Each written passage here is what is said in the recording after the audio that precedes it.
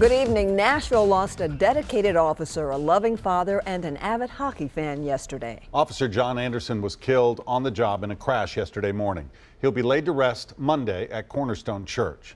Here at News Channel 5, we want to honor Officer Anderson's legacy and his sacrifice. We have team coverage tonight, starting with new details about the teen girl charged in his death. Our Kyle Horan is following that part of the story. Kyle, prosecutors want to charge her as an adult. Yeah, and Gianna Bryan's attorney says that she is very remorseful tonight and has been in tears since this happened yesterday morning. Mickey Gibson calls the event a tragic accident, and he says what happened is negligent but not criminal in her actions. She was scared. As the memorial for Officer John Anderson grows, just about a block away, Gianna Bryan, the 17-year-old accused of killing the 28-year-old father, is being held at the Davidson County Juvenile Detention Center. She's just worried about him. Cried.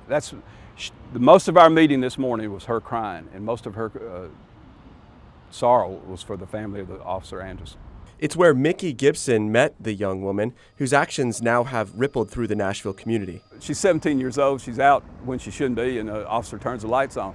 That scares a 17-year-old. Gibson spent more than an hour with the young woman, who faces multiple charges, including vehicular homicide. One was past 18, one was 17. They snuck a car out and were out having a good time. If there hadn't been an accident, they'd have probably made it home, and the parents would have never known they were gone.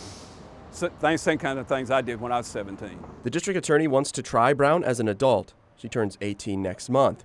I met up with juvenile court administrator Kathy Sinbeck, who says it would be a game changer. Transfer is appropriate in those cases where the state determines that they don't believe the child can be treated and rehabilitated in the juvenile system prior to the child aging out of juvenile custody, which is the age of 19.